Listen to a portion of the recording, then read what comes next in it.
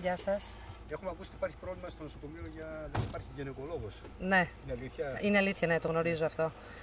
Δεν είναι κατάσταση αυτή. Όποιος έρχεται εδώ για γυναικολογικό πρόβλημα, τους στέλνουν ή στην Άουσα ή στα Γιαννιτσά, τους παραπέμπουν αλλού. Πρέπει να βρεθεί μια λύση. Πρέπει να βρεθεί, ναι, δεν είναι κατάσταση αυτή. Ναι.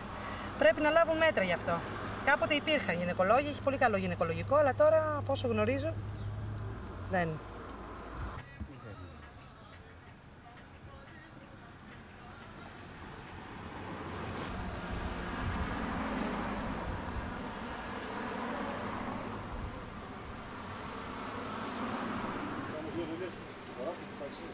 Δεν βγαίνω πέρα.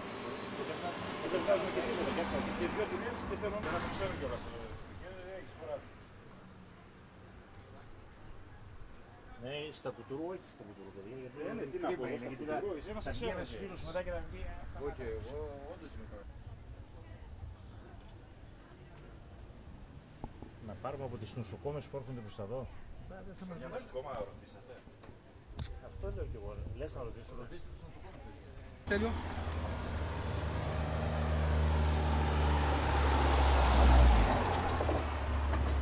Πώς θα κάνουμε, για μια μέρα δεν πάει να τους προσβάλλουμε γιατί μια μέρα δεν έχει. Υπάρχει σήμερα, δεν μπορώ να το ξέρω αυτό.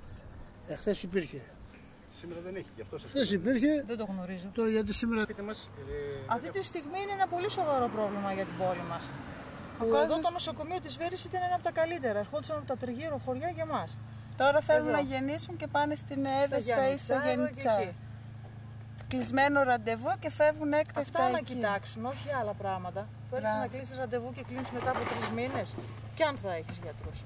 Κρίμα, παιδιά. Αλλά συγκεκριμένα για το γυναικολογικό, επειδή είμαστε και γυναίκες και μας αφορά αυτό το θέμα άμεσα, είναι μεγάλο πρόβλημα.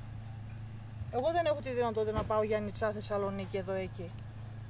Και να ξέρεις ότι θα γεννήσεις 10 του μηνός και 10 σου λένε δεν έχουμε γιατρό, έκτακτα πάμε Σε εξωτερικά πέρα. δύσκολα γιατί είναι Λόγω το οικονομικό. οικονομικών.